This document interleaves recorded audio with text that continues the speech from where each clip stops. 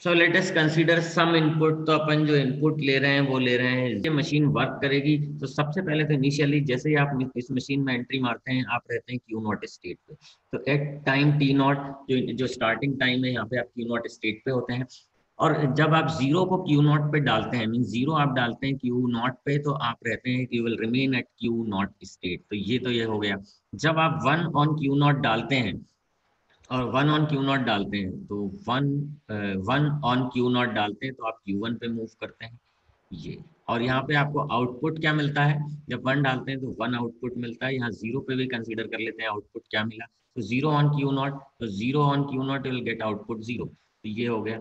अब आप चलते हैं आगे। If you put one on Q not, if you put one on Q1. Okay, if you put 1 on Q1, so 1 on Q1, you will reach at Q naught state. And what will be the output? Output will be 0. ये zero output होता है। अब if you put zero on Q not, zero on Q naught will give you zero and will remain at that state. So it will give you zero and you will remain eight Q naught state. Now one, if you put one on Q not, if you put one on Q not, you will move from Q naught to Q1 and output will be 1. So your output will be 1 and you will move to Q1. You'll have to move to Q1 state. Now if you put 0 on Q1, so 0 on Q1 will remain you at Q1 state and output will be 1. So you will remain at Q1 state, output will be 1. Now if you put 0 on Q1, again you will remain at Q1 state and output will be 1. So this is one output. Now you are at Q1 state, and if you put 1 on Q1, so 1 on Q1 will take you Q naught state. So this is Q naught state and the output will be 0. So output will be 0. So finally student, ये आपका input था और ये आपको output मिला है यहाँ पे, ठीक है। अब ये मशीन क्या कर रही है, what this machine is doing, ये एक किस तरह से आप समझ पाएंगे क्या कर रही है ये मशीन, और इस मशीन को डिजाइन करने के पीछे लॉजिक क्या है।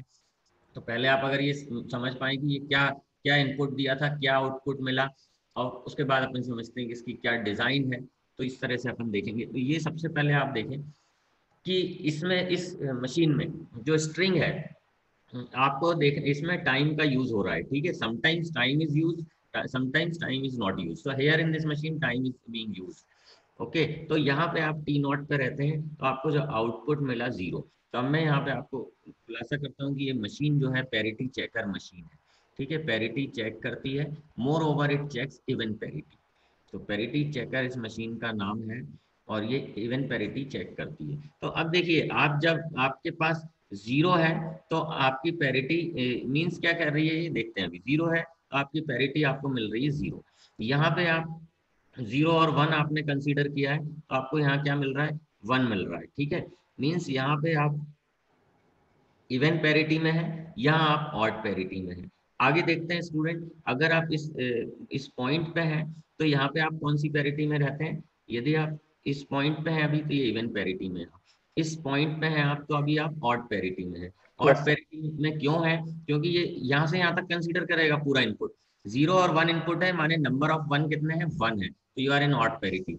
अब आप यहाँ चलेंगे यदि, तो यहाँ आप इवन पैरिटी में है। क्यों इवन पैरिटी में है इस पॉइंट ऑफ टाइम पे? क्योंकि आपने जीरो वन वन सीक्वेंस है आपके पास। तो जीरो वन वन है मीन्स क्या, you are having even number of ones. And if you are having even numbers of ones, you are here in even parity. यहाँ पे भी आपके पास even number of ones. If you do not have ones, means you are having even number of ones, you are having zero once.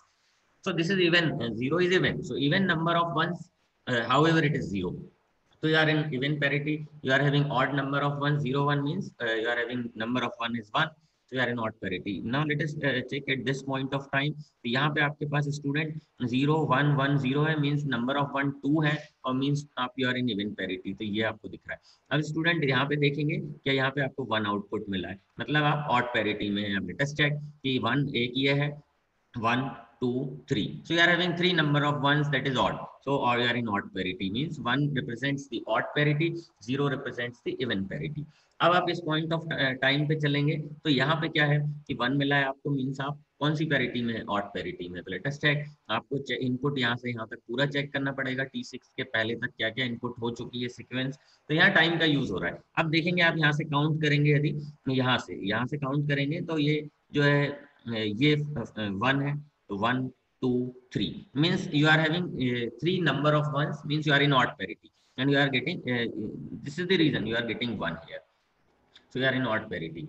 Okay, and you are having 3 number of ones. Now let us check at this point. You are now you are come in the even parity. So check it here. So number of one start from here. So first, second, third, and fourth. So you are having 4 number of ones at this point of time T8. So you are in even parity. So well student, ये machine जो है क्या इसकी working है कि आप इसको कोई भी स्ट्रिंग दे दें, कितनी भी बड़ी स्ट्रिंग दे दें, कितने भी नंबर ऑफ डिजिट की बाइनरी स्ट्रिंग दे दें, ये आपको बता देगा कि ये इवन पैरिटी है या ऑड पैरिटी है। ठीक है,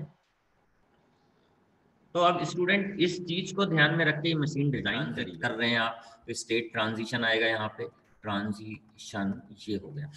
अब देखते हैं स्टूडेंट, इनिशियली आप at is not time you are at Q naught state, और अब यहाँ पे आप जीरो को यदि क्यू नॉट पे डालते हैं, जीरो को आप क्यू नॉट पे डालते हैं, तो you will remain eight Q not and the output will be 0. So this is the thing. So if you now you are putting 1 on q naught, if you put 1 on q naught, so 1 on q naught will take you q1 state and outputs 0. तो यहाँ पे जो output आपका आने वाला है वो है 0, और आप q naught से q1 स्टेट पे मूव करते हैं। अगर आप 1 q1 पे डालें तो क्या होता है, 1 को q1 पे डालते हैं आप, तो आपको आउटपुट 1 मिलता है, और आप जाते हैं रिमेन रहते हैं Q1 स्टेट पे। अब स्टूडेंट देखते हैं, if you put 0 on Q1 you will remain 0 on Q1 will take 0 on Q1 will take you Q naught state and output will be 1। तो यहाँ पे आपको आउटपुट मिलता है 1। अब अगर आप 1 ऑन Q नॉट डाल करते हैं, 1 on Q naught it will take you Q1 state and what will be the output? Output will be 0. So your output will be 0. If you put 0 on Q1, if you put 0 on Q1, it will take you Q0 state and output will be 1. So Q0 state and output will be 1. Now if you put 0 on Q0, 0 on Q0 will remain you at Q0 state and the output will be 0. So now if you put 1 on Q0, if you put 1 on Q0, it will take you Q1 state and your output will be 0. So your output will be 0. So well student, ये देख लिया आपने कि अगर आपने इस तरह का कोई इनपुट दे दिया है, इसको ये इनपुट दे दिया है 0 1 0 1 1 0 1 0 0 1, यहाँ पे आपके पास 1 है तो ये 1 आपको यहाँ भी मिल गया। ठीक है, ये 0 अगर है आपके पास तो ये 0 आपको यहाँ मिल गया, ये वाला 1 है तो ये आपको यहाँ मिल गया, ये 0 है तो ये 0 आपको यहाँ मिल गया, ये 1 है तो आपको यहाँ मिल गया, ये 0 है अगर आपके पास तो ये 0 यहाँ मिल गया, ये 0 यहाँ है तो ये 0 यहाँ मिल गया। सिमिलरली अगर आप एक आगे चलते तो आपको यहाँ पे ये वाला जो 1 है, ये 1 आपको यहाँ पे मिल जाता। ठीक है, तो ये जो मशीन है स्टूडेंट, ये मशीन जो है इसको अपन कहते हैं 1 movement delay. So this is the machine, it is called 1 movement delay. तो आप इसको कोई भी स्ट्रिंग देंगे तो ये क्या करेगी, उसी स्ट्रिंग को लिख देगी, लेकिन एक आपके अगले पॉइंट ऑफ टाइम से लिखेगी। तो अगर आप देखें कि ये जो पॉइंट ऑफ टाइम, अगर इसको आप समझें कि ये पहला 0 जब आया, ये पॉइंट ऑफ टाइम T1 है, तो ये 0 जो है यहाँ पे इसने पॉइंट ऑफ टाइम T2 पे ये 0 लिख दिया है। यदि यहाँ 1 है जो कि T2 पे है, तो इसने T3 पे जो है इस 1 को लिख दिया। इस 1 को कहाँ लिख दिया, T3 के जस्ट पहले, T2 के जस्ट पहले ये था।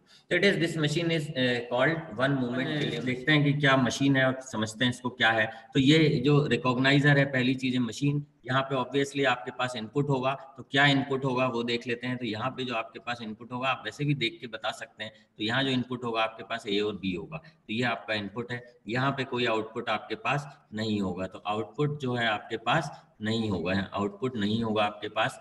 अब ये देखते हैं स्टूडेंट, आउटपुट नहीं होगा तो क्या होगा, आपके पास फाइनल स्टेट होगा। तो जो डबल सर्किल होता है उसको अपन फाइनल स्टेट कहते हैं। तो यहाँ पे Q0 आपकी इनिशियल स्टेट है, Q2 आपकी फाइनल स्टेट है। यहाँ एक और स्टेट है QD, इसको अपन डेड स्टेट कहते हैं। डेड स्टेट मीन्स होता है स्टूडेंट की इस स्टेट से आप कहीं मूव नहीं कर पाते, आपको किसी भी स्टेट से कहीं मूव कर पाना चाहिए, ये एक कंडीशन होती है। अगर ये नहीं हो पाता तो आप ये डेड स्टेट में आ गए, मतलब आप यहाँ से फाइनल स्टेट में नहीं पहुंच पा रहे, even you are not reaching at anywhere other than final state. तो आप यदि आप once you reach at QD you could not move to final state. आप देख लें, आपको कोई भी एरो नहीं मिलेगा QD स्टेट में। Once you come in the QD state somehow, if you put A on Q2 you will come at QD, so once you come at QD अब आप कहाँ जा सकते हैं, यदि आप बी डालेंगे तो आप यहीं रहेंगे, यदि आप ए डालेंगे तो आप डेड स्टेट पे रहेंगे और कहीं जा नहीं सकते। तो ये कहलाती है डेड स्टेट। ठीक है, अब देखते हैं स्टूडेंट कि ये इनपुट किस तरह से स्ट्रिंग प्रोसेस करेगी, ये मशीन किस काम की है। तो लेट अस स्टार्ट। तो initially you will let Q naught state, this is your initial state. If you put a on Q naught, तो a on Q naught will take you Q1 state, Q1 state, and you will get here you could not get any output, here you could not get any output। ठीक है, यहाँ output कोई नहीं रहेगा। क्यों नहीं रहेगा? क्योंकि आपके पास यहाँ पे फाइनल स्टेट है। ठीक है, ड्यू टू फाइनल स्टेट, तो आपके पास यहाँ फाइनल स्टेट है डबल सर्किल, तो यहाँ पे आपके पास आउटपुट नहीं होगा। तो अब देखते हैं स्टूडेंट कि यदि आप ए Q1 में डालते हैं, ए को आप Q1 में डालते हैं, तो आप you will remain at Q1 state, तो यहीं के यहीं रहते हैं। यदि आप जो है ए को फिर से Q1 में डालते हैं, so you will again remain at Q1 state. If you put b on Q1, if you put b on Q1 it will take you at Q2 state, and if you again put b on Q2 करते हैं आप, तो you will remain at Q2 state. So well student, आप ये string exhaust हो गई है और आप रहे खाली Q2 स्टेट पे। ठीक है, तो आप रहे कहाँ? Q2 स्टेट पे ही। तो ये Q2 स्टेट जो लास्ट में आप जहाँ पे रहे स्ट्रिंग के खत्म होने के बाद, ये कहलाती है फाइनल स्टेट। तो वेल स्टूडेंट, आप यहाँ पे हैं फाइनल स्टेट पे, Q2 पे। ये Q2 फाइनल स्टेट क्यों नहीं है? क्योंकि इसके बाद स्ट्रिंग बची हुई है। ठीक है, तो इसने क्या किया है, इस मशीन ने जो आपने स्ट्रिंग दी ट्रिपल ए डबल बी, इसको इसने रिकॉग्नाइज कर लिया। क्यों रिकॉग्नाइज कर लिया? आपको कैसे पता चला रिकॉग्नाइज कर लिया? क्योंकि ये फाइनल स्टेट में है, पॉइंट ऑफ टाइम T5 पे, और इसके आगे इसको कोई स्ट्रिंग मिलने वाली, कोई स्ट्रिंग का कोई भी सिंबल नहीं मिलने वाला, क्योंकि यहाँ स्ट्रिंग खत्म हो गई है। तो ये आप जो है इसने इसको रिकॉग्नाइज कर लिया। तो मशीन ये डिजाइन हुई है इस तरह की स्ट्रिंग के लिए, A इस तरह की स्ट्रिंग के लिए मशीन डिजाइन हुई है।